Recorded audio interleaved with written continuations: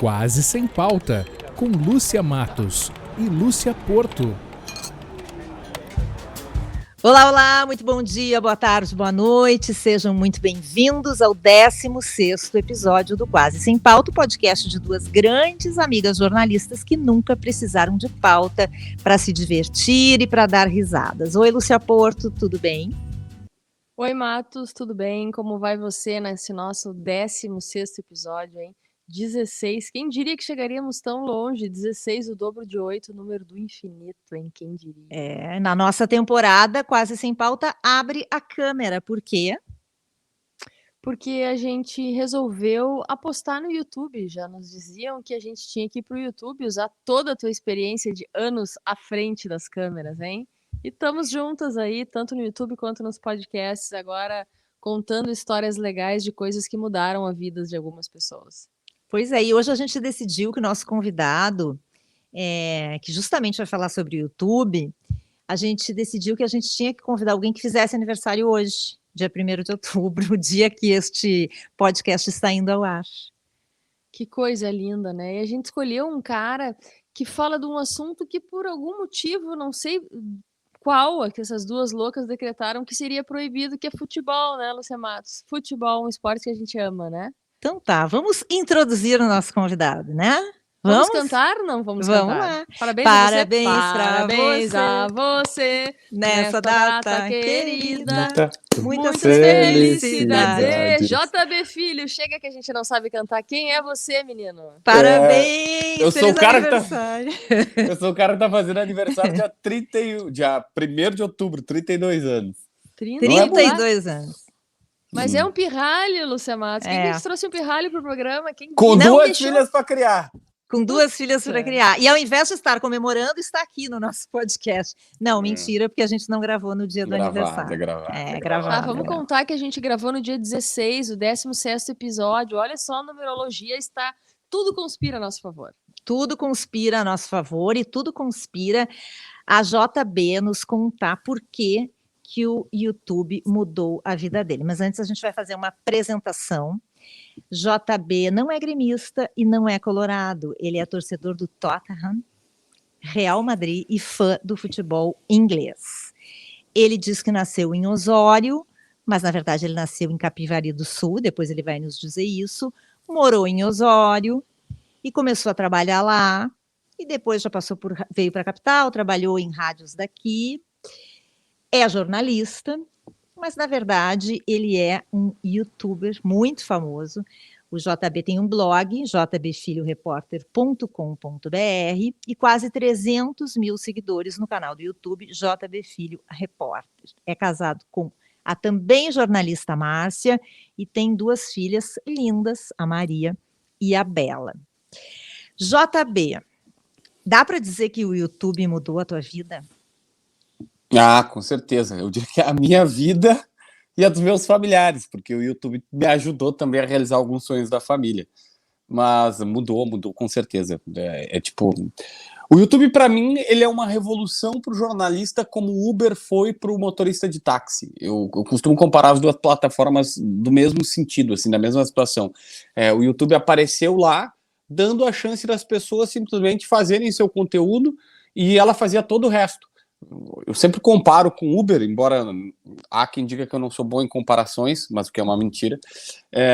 O Uber, ele fazia o quê? Ele te conseguia o cliente, ele te usava, ele fazia a taxa de cobrança, ele fazia toda a outra parte burocrática, tu só tinha que pegar teu carro e dirigir ele de um ponto a outro. O YouTube é a mesma coisa, ela faz toda a situação, ela te atrai o público, porque, né, para o Uber precisava a mesma coisa, ela atrai o público, ela te dá toda a plataforma, ela monetiza, ela te paga e tu só tem que fazer o trabalho, que no meu caso é falar na frente de uma câmera e dar um monte de informação, que é a única coisa que eu sei fazer decente na vida, além de duas filhas lindas, como tu bem falaste, Lúcia. Então, basicamente, ele mudou a minha vida por isso, porque ele conseguiu me ajudar numa profissão que geralmente, não o caso de vocês duas, evidentemente, mas que jornalistas nunca ganham bem em alguns momentos da vida. Então o YouTube me ajudou nisso e também a fazer alguns milhões de visualizações por mês. Mas eu acho que ele tem um pequeno detalhe que nós vamos ter que puxar o pé do JB aqui, né? Porque tu viu que ele disse assim: o YouTube fez tudo, tudo, tudo, tudo, tudo, tudo. A única coisa que eu tive que fazer é falar alguma coisa ali, entendeu? Essa alguma coisa ali que tu fala que faz com que essas milhões de visualizações aconteçam, essas milhares de pessoas te sigam nas redes sociais e tal. Então, a gente quer saber contigo e quer descobrir como é que tu chegou nessa uma coisa ali que faz, ou que fez e que faz com que as pessoas te sigam e queiram ir atrás do que tu vê. A gente sabe que tu trabalha muito com bastidor, né? Como é que a gente chega nesse ponto, JB? Tá, portanto, é que assim, ó, pra mim, a grande sacada do YouTube, já indo para um lado assim mais macro da coisa, é que, pensa num jornalista, tá? Nós somos jornalistas. Antes, o cara tinha primeiro, em Porto Alegre, 3 rádios para trabalhar, Gaúcha, Guaíba e Bandeirantes. Não tinha mais do que isso. Depois veio uma Grenal, mas mesmo assim são 4 emissoras aqui na capital.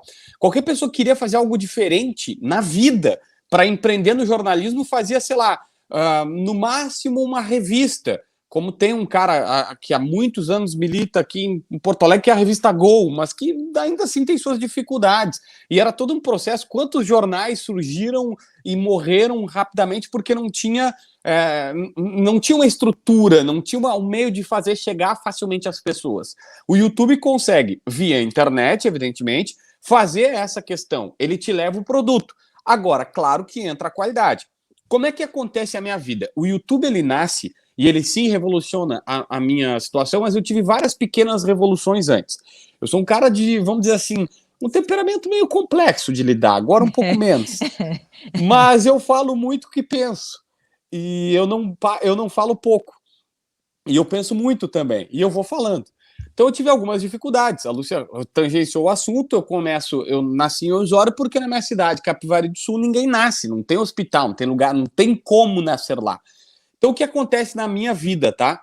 Eu nasci em Osório, que é uma cidade maior, de 40 mil habitantes. Fui para Capivari do Sul, que é uma cidadezinha. Na minha época tinha 3 mil, agora tem 5 mil pessoas. É um negócio incrível.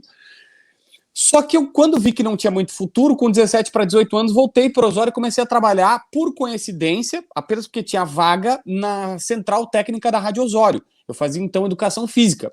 E aí, para tentar encurtar o caminho, eu consigo, depois de algum tempo, falando no microfone, fazendo os jogos de futebol, vir para Porto Alegre e trabalhar na Rádio Guaíba. Mas por obra daquele meu outro probleminha, Porto, de ser um cara muito proativo, mas também que fala demais, eu fui demitido de 2 rádios simultaneamente, né? Tive boas ascensões por conta de ser muito trabalhador, isso ninguém pode falar de mim, mas eu fui demitido também das 2 rádios. E chegou um momento que eu tinha muitas pessoas me mandando mensagens, lembro até hoje do assessor do Roger Machado, que então não era nem técnico do Grêmio, estava para isso, me mandando mensagem, pedindo para publicar, para falar na rádio. Eu não tinha como fazer. E eu fiz um blog, que a Lúcia citou. E esse blog deu certo. Tanto que eu comecei pelo blog lá e tal. E depois eu senti a necessidade, já na Rádio Bandeirantes, na Bandeirantes, de ter vídeo. Porque eu já fazia TV. A gente está encurtando alguns caminhos aqui, mas eu já fazia TV. Quando tem um cara que é um grande amigo meu, que é o Jorge Nicola, de São Paulo, ele já estava na ESPN, e a gente falava, a gente tem que ter um canal nosso. Poxa, será que o YouTube não daria certo e tal? A gente sempre falava, mas não tinha ainda esta Quando é que situação foi das isso, pessoas. JB? Que ano Faz foi isso? 3 anos. Então foi 2018. Não, foi 18 ou 19. Super recente, então, ontem, Nossa, né? foi ontem, né? Não faz muito tempo. Faz 3 anos. Foi 18, então. Uhum. E aí a gente conversava muito sobre isso. Nesse meio tempo eu também já tinha saído da Rádio Bandeirantes. Fui me aliar com pessoas que não sei se eu deveria me aliar, mas fui demitido. E aí eu tava assim... Não tem que usar essa expressão, fui demitido. A expressão é, fui para novos desafios. Iniciei um novo ciclo. Mentira, mandaram pra rua. Me entregaram o entregaram o papelzinho e disseram o seguinte, a gente tá te demitindo, só pedimos que tu não pergunte o porquê. Eu falei, bom, se eu não pode perguntar o porquê, eu não vou perguntar. Segura na mão de Deus e vai, né? Então... Ou seja, tu era amigo dos boleiros, mas não era amigo dos chefes das emissoras exatamente. De comunicação, é isso? Exatamente, é quase isso. E aí o que acontece? Eu tinha já, eu fazia o blog, mas eu não tinha vídeo. E esse amigo que ficou por muito tempo na Band, na Band não, perdão, na ESPN, ele também dizia assim, a gente precisa ter algo, a gente sabe fazer vídeo, por que a gente não coloca vídeo no YouTube? Eu falei, será que vai dar certo? A gente começou a pesquisar, só que não tinha, no Brasil era quase impossível. Tinha muito canal de torcedor que colocava a sua opinião, mas não a nossa proposta. E aí a gente sentou, trocou ideia e começou do nada, pegar o celular, gravar e soltar, sem capa, sem nada, assim, e era roots, pegava o celular, botava num tripézinho e começava a falar. O que eu sei fazer? E não, o modelo não existia. Hoje ele é muito praticado por várias pessoas, mas o modelo simplesmente não existia. Que era sentar e ficar 5 minutos, no mínimo, falando sem parar sobre tudo que está acontecendo no Grêmio, no Inter, no futebol. E ele começou a fazer isso lá para os times de São Paulo e para os times daqui. Razoavelmente foi dando certo. Claro que no começo, assim, tinha vídeo que tinha 50 visualizações, 30 visualizações, 100 visualizações, e tu vai. O primeiro vídeo que deu 1000, assim, eu tava muito feliz, mas muito feliz. Tá, e quando tu começou, quando é que começou a ter mais seguidores e a ter mais visualizações? Quanto tempo levou para as pessoas descobrirem o teu canal? Eu dei um pouco de sorte ou barra competência, como a Porto, acho que tentou falar aí, me elogiar, imagino, porque em 3 meses já tava legal. Em 3 meses Nossa, JB, sério? Sim. Pô, sim, The sim. Flash, esse cara aí, hein? É. Vamos contratar ele para ser o nosso centroavante, Luciano. É verdade. Em 3 meses já valia a pena largar tudo assim e fazer, porque na época eu inclusive estava, por ordem de um ex-atual chefe meu, pedido, eu fui para uma televisão chamada RDC aqui em Porto Alegre, e aí em 3 meses, lá eu lembro até hoje, eu ganhava R$3.000, e aí a minha esposa a Márcia não queria que eu saísse, porque ela disse, não, é um dinheiro que tá legal, que é garantido. Eu falei, não, eu vou pro YouTube que eu vou ganhar mais lá. E aí eu fui e realmente, hoje eu acho que eu ganho um pouquinho mais do que isso. Mas na época parecia loucura, mas eu já estava vendo que estava dando certo. Os vídeos já estavam dando em 3 meses, assim, tipo, tinha vídeo que dava 5, tinha vídeo que dava 10, tinha vídeo que dava um pouquinho mais. Mas aquela história, eu fui o primeiro cara que viu o seguinte, ó, tem que postar vídeo todo dia, fazer 2, 3 vídeos, tem que ser bem editado, tem que ter uma qualidade de imagem. Aí, tipo, quando deu uns 3, 4 meses eu já comprei uma câmerazinha, já comecei a pesquisar, já vi microfone lapela, sabe? Já procurei um cenáriozinho melhor, baixei, comprei um computador para fazer edição, né? Então, assim, eu fui aprimorando o processo, mas a real é que o YouTube, ele veio na minha vida de uma maneira que, na oportunidade, eu não sei se, eu não posso dizer se alguém fazia isso que eu fazia aqui e que o Nicola começou a fazer lá em São Paulo.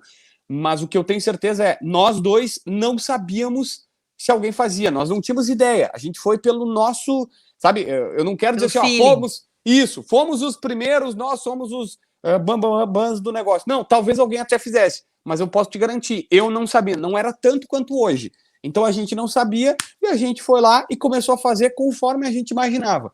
E por muita sorte, a gente acertou de primeira, assim, a primeira fórmula foi a correta, que era sentar e dar um monte de informação para as pessoas assistirem. Uma pergunta que eu acho que vai ser meio idiota, considerando que nós três gostamos muito desse assunto, né? E tu vive profissionalmente disso, a Lúcia diretamente também. Mas o que fascina tanto as pessoas no futebol? Porque, assim, na real, né? 22 caras correndo atrás de uma bolinha ali, os caras que ganham milhões, e um monte de idiotas em volta do mundo torcendo para uns imbecis de um lado ou do outro. A gente adora futebol. A Matos completamente gremista, eu completamente colorada. Tu é um cara que torce aqui pro Tottenham, que a gente sabe, né? Por que as pessoas se fascinam com uma notícia sobre, sei lá, essa gente toda aí? Por quê? Para mim, o grande segredo é que é imprevisível. Porque, assim, qualquer outro esporte, eu vou dar um exemplo agora na Olimpíada. Menos o Grêmio é imprevisível, né? Bom, pode né? ser. O Grêmio não é imortal. Aliás, o Grêmio parabéns, tá numa o aniversário fase foi recentemente, né? Eu gostaria de dar parabéns em nome do Renato Portaluppi, mas fecha parênteses. Dá para definir claramente o time de vocês, mas a questão é o seguinte, a questão é o seguinte, ó, para mim eu acho que o grande lance a gente teve recentemente agora, e o brasileiro se acostumou mal com o futebol, e eu vou explicar o porquê. A gente é o país do futebol, é o esporte mais praticado e tal, só que, por exemplo, o meu cunhado, o irmão da Márcia, minha esposa, ele é entendido de vários esportes. Quando tava vôlei feminino, e o vôlei feminino estava chegando, ele disse assim, nós vamos, se der certo, chega até a final. Chega na final, não vai ganhar, acho que era dos Estados Unidos, não vai ganhar dos Estados Unidos, não tem como, é impossível. Porque no vôlei é praticamente impossível Claro que vai ter a zebra da zebra e tal, mas é praticamente impossível num esporte que nem o vôlei, que tem vários pontos, que é uma trocação danada, alguém ser zebra. No basquete é a mesma coisa, que é um esporte que eu acompanho mais. Futebol americano, idem, porque são muitos jogos, é muito ponto. Como o futebol tem essa questão de ser, entre aspas, ponto, gol, a não ser quando é Grêmio e Flamengo, pouco, né? Geralmente é pouco gol que o adversário faz, tu tem a possibilidade de ganhar. E eu acho que essa situação de ser imprevisível, de achar que vai dar, tinha gente que achava que o Grêmio tinha a possibilidade de meter 4-0 no Flamengo no Maracanã. Agora, de novo. E tinha gente que achava que, sei lá, o Inter podia, vamos lá, bater o Barcelona, olha que loucura, conseguiu. Conseguiu, Não, né? mas só deixa eu fazer uma pergunta que desculpa, eu acho que não Então o entendi. futebol é imprevisível. Não, peraí, eu acho que é só- por isso só- que apaixona. Essa questão do imprevisível, tu falou sobre. Tinha possibilidade do Grêmio fazer 4-0 no Flamengo, né? O Inter fez, né? Eu tô errada. Só pra me lembrar, refrescar a memória. Não, então, desculpa, era ignorância, pode continuar. Só pra Fez. Tá, vamos Mas voltar. pra ao mim o YouTube. negócio é esse, é a imprevisibilidade. Eu acho que todo mundo gosta por isso, porque não é um esporte óbvio. O brasileiro e se acostumou mal, porque daí o que acontece, tá? Chega lá as meninas do vôlei, aí tem gente que diz assim, mas não ganharam o vôlei. Era impossível, não dá. O outro lado era muito mais forte. Qualquer pessoa que entende diz assim, cara, não tem como. Só que no futebol a gente se acostumou com isso. Não, dá, faz uma retranca no vôlei e tal, dá. Os caras não entendem do assunto. Tô Eu falando acho da que grande essa- maioria. Mas, e essa JB, imprevisibilidade aí a gente pode resumir como aquele fatídico 7-1, né? Que foi uma coisa que ninguém no mundo tinha. É Então, isso. aquilo resume, né? É isso, mas nunca vai ser. Nunca vai ser. Nenhum jogo de alto nível vai ser para 7-1. É exatamente isso. deixa eu te perguntar uma coisa. Tem gente que acha que fazer canal no YouTube é uma barbada, né? Vai lá, abre a câmera, começa a dizer um monte de coisa. Eu queria que tu contasse um pouquinho da tua vida, de como é que, por que que tu tá, porque as pessoas acham assim que, não, vai lá, grava um vídeo, não conseguem ver tudo que tem por trás daquilo ali. Eu sou esposa de um youtuber, né? E assim, né? Perdi minhas noites, agora Exatamente. não tem mais sábado, não tem mais domingo, e tem é que nem um telejornal, por exemplo, né? Tem o antes, tem o durante, tem o depois. É uma Exatamente. trabalheira danada, né? Então, sabe que, por sorte, o amor da minha vida é uma jornalista também, né? Que é a Márcia Simões. E ela entende, mas ela fala isso constantemente para mim. Ela diz assim: a tua sorte é que eu sou jornalista, eu entendo. Por quê? Como é que funciona a situação? Muitas vezes já aconteceu, da gente estar fazendo alguma coisa e acontece alguma notícia e eu tenho que ir atrás. Ou várias vezes ela quer ver uma série, quer ver um filme e eu não terminei de fazer o que eu quero fazer, o que eu pretendo fazer. Eu, particularmente, eu não posso falar pelos outros, a pessoa, o que cada um imagina, tá? O cara vai lá, pega 2, 3 notícias, liga um celular, no meu caso até câmera, mas tudo bem, liga um celular, grava, subiu, botou um título e acabou. Não é assim. Por quê? Eu sou muito chato com apuração, pegar detalhes. Eu gosto muito de bastidor, eu acho que é super importante passar isso, então esse refino, por vezes, demora muito. E tem vezes que eu fico horas, 2, 3 horas, para montar um roteirinho de vídeo. E essa é uma outra coisa que eu faço. Eu pego um papelzinho, eu até tenho aqui, ó. Eu consegui alguns bloquinhos desses de papel. Aí eu anoto só palavras, tá? Algumas palavras-chave, e aí eu boto embaixo da câmera ali para eu ter minimamente noção do que eu vou falar. Aí depois, às vezes, eu gravo, não ficou legal, ou tem um ruidinho no microfone, alguma coisa assim, e aí as pessoas dizem, tá legal, eu falei, não gostei, vou gravar de novo e tal. Então o processo de um vídeo às vezes demora horas, e depois vem para edição. Por vezes eu coloco algumas coisas auxiliares, tipo, vocês estão colocando aqui auxiliar, esqueci de botar a idade do jogador. Se eu acho que o jogador tem 26 anos e 1,90 m e tal. Então vai todo esse trabalho, faz a edição, depois faz a capa, depois posta. Então, assim, são 4 vídeos em média por dia. 4 por dia? Em média, 4 por dia. Em média, 4 por dia. É que, na verdade, muitas vezes também quem assiste não tem a noção disso, né? Isso. Um dia desse eu tava aí fazendo stalkeando, vendo algumas coisas, e uma dessas matérias que eu tava vendo era essa história dos 19 jogadores que poderiam mudar, que poderiam sair do time. E aí tu pesquisa... O cara tem que pesquisar aqueles 19, então ele vai ter que ter, ok, ele não vai ter 19 fontes, mas ele pode ter 19 fontes ou mais, entendeu? E pra ajuda conferir que tudo assim, ó, aquilo, né? ajuda que, assim, ó, muita coisa a gente já tem o domínio. E aí tu vai, alguns tu só faz um compilado e tal. Mas é exatamente isso, de ter as 19, às vezes não tem. Vou dar um exemplo do Inter, tá? Do Inter não tinha. Por que eu fiz 19? Eu fui. Qual é a situação dessa que tu lembrou, Porto? Eu tava sem pauta. O Inter tá jogando uma vez por semana. E às vezes tu passa horas tentando encontrar algum assunto, alguma coisa relevante para falar. E qual era o diagnóstico ali? Tem 19 jogadores que estão entrando em final de contrato. E aí eu atualizei a situação dos 19 jogadores que estão em final de contrato. E muitas vezes tu faz um trabalhão, tu leva horas, tu fica nesse vídeo umas 3 horas, 2 antes, aí gravar, editar, botar no ar até ele tá pronto umas 3 horas, e aí não dá tanta audiência, como de fato não deu, acho que deu 20 e poucas mil pessoas que viram, deve ter sido muito mais do que isso. Então sim bastante complicado. Ontem teve jogo do Grêmio, o Grêmio jogou contra o Flamengo, depois do jogo tem o vídeo do jogo, depois tem o vídeo da coletiva do Filipão, que a gente faz um resumo, traz os principais tópicos. Aí à noite teve uma decisão do STJD, que a gente tem que também fazer uma atualização e tal. E muitas coisas que aí é um critério meu, que dão audiência eu não falo, e muitas coisas que não dão audiência eu falo. Parece loucura, mas, tipo, tem muita coisa que dá audiência. Vida pessoal de jogador, não falo, absolutamente, não importa. Ah, mas vou dar um exemplo clássico aqui. Aquela coisa da audiência. Exatamente. Mulherada, tá. Tá. Não, os caras estavam no pagode. Tá, eu acho que eles podem. Quando o Grêmio solta uma nota, beleza. O André, a vizinha do André fez um boletim de ocorrência, do ex-jogador do Grêmio, fez um boletim de ocorrência porque ele estava fazendo uma festa em casa. Cara, deixa eu ver quem mais. O Luan do Grêmio foi pego sem carteira. Isso é um problema do Detran, não tem nada a ver com isso. Só que isso dá muita audiência. Eu não falo. Como ouvinte fã de futebol, claro que a gente jornalista sabe que tem um monte de piada interna que deve rolar e tal.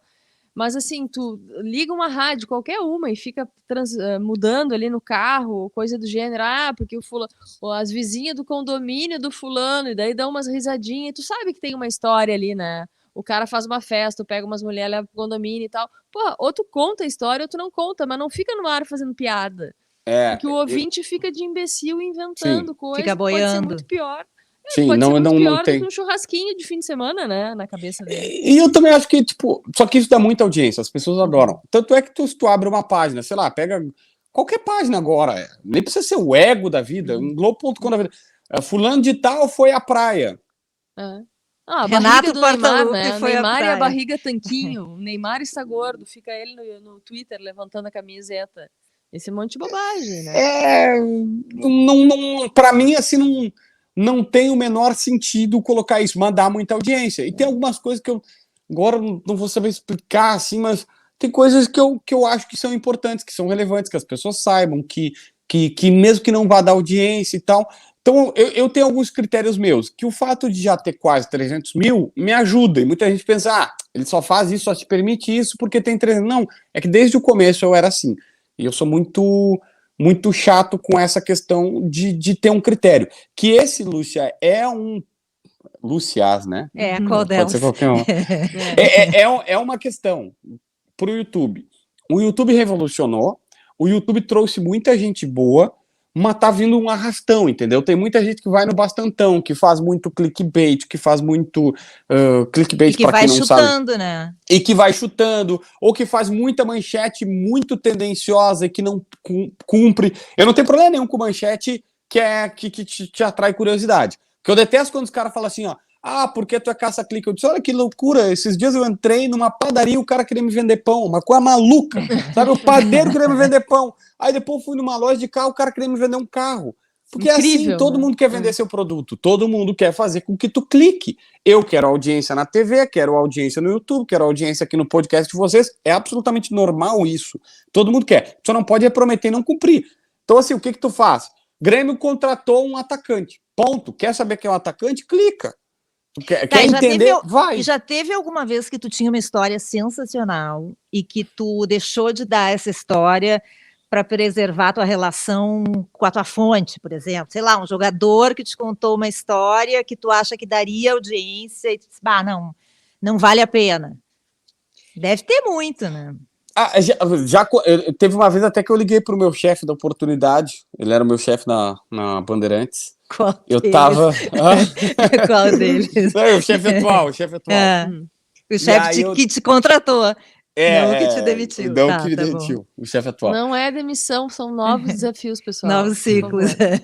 Eu tava num hotel em Recife. E aí fui pra lá e pra cá e tal, vi uma movimentação.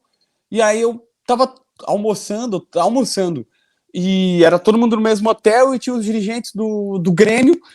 E eles estavam lá conversando e eu ouvi eles falando de um jogador que eles estavam contratando do Independente Del Valle. Eu falei, tá, ouvi assim, e eu fui neles, eu falei, eu ouvi alguma coisa e tal. Eles, não, o Fluminense, ele falou assim, o Fluminense tá contratando não lembro o nome do jogador, vou dizer, o Joãozinho. E aí eu falei, o Fluminense tá contratando o Joãozinho, tá, só que eu achei estranho. Porventura, eu conheci o dirigente do Fluminense, liguei pro cara, eu falei, vocês estão contratando o Joãozinho? Aí ele falou, estamos. Mas como é que tu sabe? Pô, JB, não sei o que, o dirigente até era meu conhecido. E aí eu falei, vou te contar, eu tava aqui no hotel do Grêmio, eles contaram, sacana, estão nos ferrando, então pode dar aí, eles estão contratando o Máriozinho. E estavam contratando o Máriozinho, era verdade. Aí eu fui no Grêmio, eu falei, descobri que na verdade vocês estão contratando o Máriozinho também. Olha o golpe aí, né? Era o Brian Cabeças. E na verdade o Fluminense estava contratando um jogador desse time, e eles estavam conversando, e eles não me mentiram, eles só me ocultaram. E aí eu cheguei e disse assim, vocês estão contratando o Brian Cabeças, porque o cara lá do Fluminense tinha me falado.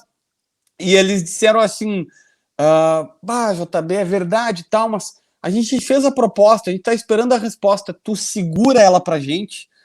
Aí eu falei, puxa vida, hein? Aí ele disse assim, cara, eu não posso segurar, como é que a gente pode acertar? Daí ele falou, a gente fez a proposta, se eles disserem sim, tu vai ter a notícia mais concreta, que é do jogador contratado, e não só de uma proposta, eu ia revelar só uma proposta, me dá algumas horas. E aí eu liguei pro meu chefe para perguntar o que tu faria. Ele falou, cara, eu pensaria bem, mas eu faria o seguinte, segura para eles, mas para eles faz eles saberem que estão te devendo uma pedra. E aí eu fiz isso. E aí eu fiquei lá segurando. Só que aí uma hora eles foram corretos comigo, porque eles me ligaram, o dirigente me ligou e disse assim, o cara do Globo.com descobriu e ele vai dar agora. Dá antes, porque senão tu vai te ferrar. Daí eu peguei e entrei no ar no sábado à noite e falei no ar, na rádio, na TV não tinha como, na rádio, no blog e tal, e coloquei. Então assim, isso. Depois teve assim, teve uma vez, essa história é maravilhosa. Teve uma vez em Curitiba, só que isso eu não falei porque eu realmente não falo. E, cara, foi uma questão assim de... Vou contar aqui que já faz muitos anos, só que eu não posso... Foi do Inter essa. Teve uma vez em Curitiba que o Aguirre era o técnico do Inter. O Aguirre era o técnico do Inter. Na primeira passagem. E a gente chegou, tava todo mundo no hotel. Isso era sábado à noite de novo, o jogo era domingo, chega sempre um dia antes. Daqui a pouco vem todos os jogadores saindo, assim, 30 jogadores saindo do hotel. Saíram do hotel, todo mundo assim, que isso? Concentração, para quem não sabe, é um hotel onde o clube fica, que eles ficam até o horário do jogo. Aí disseram, não, o Aguirre liberou os jogadores até, sei lá, meia-noite, porque tem um shopping aqui do lado, eles vão passear, isso era umas 5 da tarde, então eles iam fazer compras lá. Tá. Só que isso é curioso, não acontece sempre. E aí eu passei, fui lá no shopping, vi eles, fiz algumas fotos para Twitter, aquela coisa para botar na rede social. Quando eu volto pro hotel, pra recepção, eu tô dando o boletim e relatei isso, que, os jogadores estão aqui, é um shopping super caro, na Avenida Batel, lá em Curitiba. Eu falei, é muito caro, os jogadores estão reclamando que tudo é muito caro, até pra eles e tal. E algum ouvinte mandou uma mensagem dizendo o seguinte, JB, é caro pra ti, pra jogadores tipo tal, botou alguns caras que ganhavam super bem, isso não é nada caro. E eu falei, realmente, eu vi o fulano foi um dos únicos que tava com uma bolsa da Armani, que passou por mim e tal, comprou alguma coisa na Armani, mas cara, foi um negócio muito simples. Espontâneo, sabe? Tipo, o cara mandou um WhatsApp, na época já tinha o WhatsApp, claro, e aí mandou. E eu falei, Foi uma meia-noite e meia do dia, já tava no quarto para dormir, tinha jogo do outro dia. Chega um WhatsApp de um dos jogadores do elenco, dizendo, bem assim, mano, tu tá aí? Aí eu falei assim, tô, o que houve? Aí ele falou, fulano de tal, que era um jogador, quer te matar. O do Armani, o jogador do Armani. Aí eu falei assim, por quê? Aí ele disse, cara, eu tô segurando ele no meu quarto, que ele quer ir no teu quarto te dar uma surra. Eu falei, ó, ele não vai entrar, mas o que seria? Ele falou, então, a mulher dele tava no carro, ouvindo, e a bolsa não era pra mulher dele. E agora ele vai ter que ir lá comprar uma bolsa pra mulher. Ah, mas é que o salário dele pagava aquela bolsa. Só que daí o cara tava bravo. Então, assim, até por isso eu não revelo esse tipo de coisa. Mas nesse dia foi muito, sabe quando é muito... era notícia, porque eu tô ali pra cobrir os jogadores. E eu tava ali cobrindo o que os jogadores faziam, beleza? Então eu falei, ó, tá ali. Quando esse cara fez uma provocação, eu fui a pessoa que disse assim, é verdade, eu vi o fulano de tal com uma bolsa da Armani mesmo. Que era uma bolsa, não era, eu não vi o que ele tinha comprado. Ele comprou algum presente, era só a sacolinha da Armani. Era uma sacola da loja. Isso, da loja. E aí, só que na real era uma bolsa. E eu até usei o termo bolsa e era uma bolsa. Eu disse assim, e o cara, eu falei, ó, pede desculpas pra ele, diz que realmente não vai se repetir. Depois eu fiz a pré-temporada do Inter nos Estados Unidos. Não muito tempo depois, e aí teve a mesma situação, os jogadores foram liberados para compras. Eu até citei, dizendo, hoje não tem treino, eles foram liberados para compras, mas não fiz mais nenhuma consideração, não falei mais absolutamente nada. Não dá nenhuma polêmica dessa vez, não. Lembro que até o D'Alessandro, sabendo disso, que é um cara que eu não tinha bom relacionamento, mas o D'Alessandro sabendo disso, quando os jogadores estavam voltando, ele como capitão chegou na gente e disse, só não façam fotos aqui e tal, para não, né, ele disse assim, só não façam fotos, a gente entendeu o que era e pronto.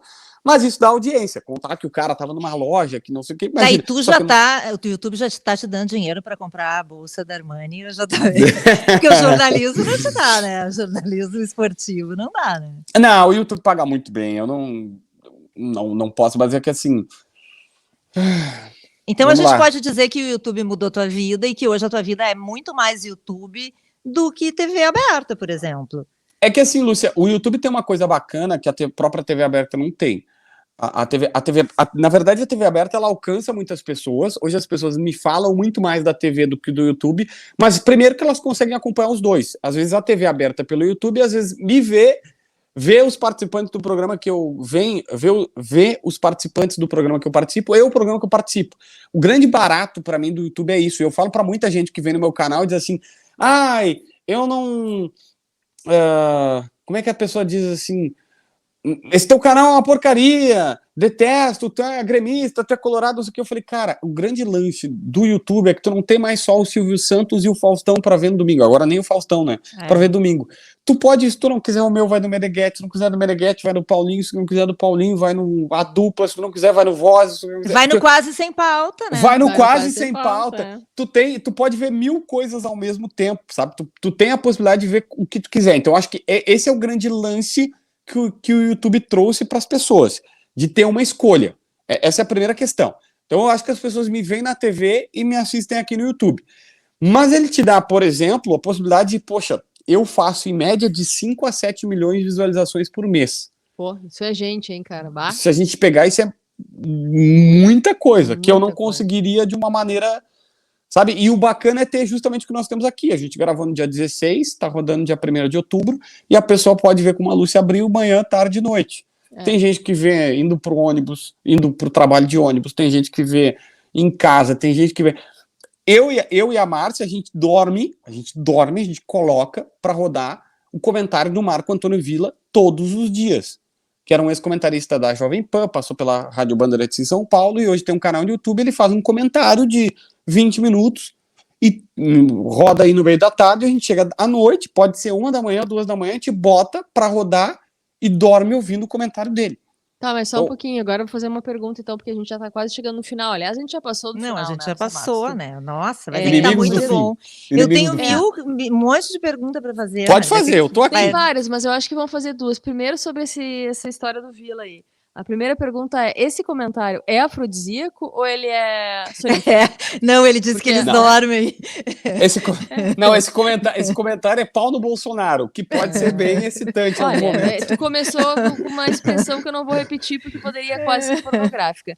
A minha segunda pergunta era, depois do Bolsonaro aí, que a gente não vai falar sobre esse assunto, a gente está aqui há quase meia hora, a Lúcia Matos deu uma saída e vai voltar daqui a pouco, mas a gente está quase meia hora falando e o assunto maior é futebol, né? O que tu faz? Tu tem outra vida fora o futebol, assim como diria um perguntador antigo, fora das quatro linhas? O que Fora tu das faz, quatro cara? linhas. É uma caixinha de surpresas?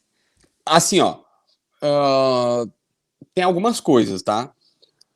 Primeiro, eu sou casado com uma jornalista que também é torcedora fanática do Grêmio e muito fã de futebol. Então a Márcia é a pessoa seguinte, a minha A esposa eu Márcia chego em não é casa... legal, mas continua falando. Pois é. A minha esposa eu chego em casa várias vezes, tá dando assim Ponte Preta e Criciúma, e ela tá vendo. Então ela meu adora Deus. futebol. Uhum. Muitas das vezes eu chego para ela e digo assim, vamos ver uma série, vamos ver filme, eu adoro Vamos filme. discutir a relação, Márcia. Meu por Deus, favor. a Márcia tem que casar com o Meneghetti. E a terceira divisão do campeonato. Exatamente. Arapiroca e Pindamonhangaba. É quase isso, assim. Ela é apaixonada, ela gosta, ela realmente gosta. Ela gosta às vezes mais do que eu, porque como eu vivo a vida inteira disso, eu acabei... Às vezes é teu trabalho. Muitas pessoas dizem o seguinte: trabalhar com isso é super legal. Não, às vezes é teu trabalho, às vezes tu só quer uma outra coisa. A gente adorava cinema, duas coisas. A gente adorava cinema. Eu não vou dar uma moral para os caras aqui porque eles não nos patrocinam, mas um restaurante australiano que a gente vai bastante. Então a gente ia praticamente, por isso que eu tô mais bochechudo do que eu já sou, entendeu? A gente ia praticamente toda semana, mentira, porque já faz 1 ano e meio que tá praticamente tudo fechado, né? A gente ia toda semana nesse restaurante australiano ou no cinema, e às vezes nas duas coisas, fazia as duas coisas. Então são duas coisas que eu gosto muito de fazer. De resto, eu tenho procurado, como o dinheiro faz algumas coisas ruins, traz algumas decisões ruins para as pessoas, mas outras boas também, tá? Quando eu falei que o YouTube mudou minha vida, o YouTube paga super bem, não vou mentir, paga em dólar, que é uma realidade que hoje a economia do Brasil também disparou, tá bom nesse sentido, mas a economia tá horrível. Mas, por exemplo, me deu a possibilidade de comprar um caminhão e dar para o meu pai. Eu dei um caminhão, uma carreta de presente para o meu pai. E aí virou um hobby reformar toda a carreta. Eu fiz um lata velha, um caminhão 87. Eu gastei 4 vezes mais do que eu paguei nele para fazer toda a reforma. Isso virou um hobby. Depois eu montei uma empresa também agora, que tá para abrir agora nessa primeira semana de outubro, de produtos de limpeza. E aí o que eu fiz? Eu montei uma para o meu irmão em Osório e uma para minha irmã em Capivari. Então eu peguei o dinheiro e investi. Pô, tu vai virar prefeito de Capivari, tu tá dominando aqui no Rio Sul. Capivari é perto da minha casa, eu moro em Águas Claras, vou trabalhar na tua campanha, eu e a Matos, hein? É isso aí. Então é o seguinte, o que eu tenho feito além disso, e que de certa forma acaba sendo um hobby, porque eu consigo, é o único momento que eu desconecto, é isso. Aí eu comprei um carro 2004, né, e tô reformando todo ele, tava lá hoje para fazer o painel que eu vou forrar de couro, o painel, mandei trocar todos os bancos, mandei trocar o teto. Mas a que horas tu faz isso se tu grava 4 vídeos por dia, bota 19 jogadores que vão ser trocados, vai procurar as bolsinhas Armani no shopping, só um pouquinho. Quase isso. E ainda tem 7 rádios do interior que eu sou correspondente. E ainda tem 2 filhas. E mora na casa da sogra, que eu tô sabendo. E moro na casa da sogra. Então, daí eu fiz a casa. Mas a casa ficou toda com a Márcia. A casa eu só fico sabendo das coisas que a gente gastou e me apavora, porque tá tudo muito caro. Mas enfim, então assim, os meus hobbies acabam sendo esses. Filme, cinema, eu tenho lido pouco. Eu comprei o livro do Ciro Gomes para ler, que é um projeto nacional, um plano de governo que, enfim, não é sobre política a pauta aqui, mas é uma coisa que eu tenho minimamente me interessado para tentar entender um pouco mais. E aí eu vi que ele tinha um plano, eu falei, vou ler o projeto de governo dele pro Brasil para ver se a gente sai desse buraco que a gente tá. E aí eu fui tentar só dar uma olhadinha, assim, mas eu não tô conseguindo ler. Se tem uma coisa que eu tô mal é leitura. Bom, tá, chegou a nossa. Já explodimos tudo, já explodiu. Daqui a pouco acaba a bateria, cai todo mundo. Então tá, nós vamos ter que encerrar, mas adoramos conversar contigo. Vou fazer uma última pergunta. Se tu não fosse jornalista, tu seria o quê? Restaurador de automóveis, né? Ele já disse, Quase né? isso, quase isso. Tem um hobby muito legal, Porto. E acho que vocês dois perguntaram, mas eu tenho um hobby muito legal. Meu pai é caminhoneiro. E o grande motivo de eu ser jornalista é meu pai. Porque, assim, o meu pai é... Eu sempre brinco para as pessoas, não é um desafio, eu acho que ele entende. Eu sempre digo assim, meu pai... As pessoas dizem, abaixo de Deus só meu pai. Eu falei, não, meu pai, depois Deus, depois não sei o quê. Eu falei, ele vai entender, ele não vai ficar bravo comigo, porque, assim, é para significar o que o meu pai é. E o meu pai é um caminhoneiro. E eu só tô no rádio hoje porque eu ouvia rádio no caminhão do meu pai. Então eu fiquei fascinado com aquilo e eu sonhava ser. Então eu sempre quis ser radialista. Para mim não existia profissão jornalista, não entendi, eu era muito criança, eu sempre quis falar no rádio. Eu sempre adorei essa história, eu sempre achei que era o meu sonho, mas, cara, eu morava em Capivari, tu entendeu? Numa época que não tinha internet. Não sou velho, sou novo, mas realmente eu peguei justamente aquela troca lá. A internet foi vir pra gente quando eu já tinha mais de 12, 15 anos, então eu não achava que era possível, é isso que eu quero traduzir para vocês. Eu sempre achei que eu era. Aí, quando eu fui fazer para 17, 18 anos, a única situação que eu achei que era possível seria ser preparador físico. Eu falei, eu amo futebol, tem na minha cidade, que é Osório, a faculdade de educação física, que eu fiz, não terminei, faltam poucas cadeiras, mas não tem mais sentido agora, né? Eu, graças a Deus e a pau e corda, terminei jornalismo, mas eu seria educador físico, por isso, assim. Mas eu sempre quis ser radialista. Eu só ia ser porque era uma coisa que eu achava legal e porque era o que tinha disponível. Eu acho que eu seria isso. Mas dizem que tu não joga nada, né? Mas não sei. Não, eu não jogo nada. Eu não jogo nada. Eu sou terrível, mas eu sou um dos poucos que admite. Eu falo muito, mas eu sou muito verdadeiro, porque se tu pergunta assim pro Meneghetti, pro César, pro Vaguinha, pro Bagé, pra esses caras todos que fazem um programa de futebol, eles sempre dizem que eles são os fenômenos, os monstros, que eles gastam a bola. Eu admito assim, eu sou ruim, não tem problema nenhum, eu não jogo nada.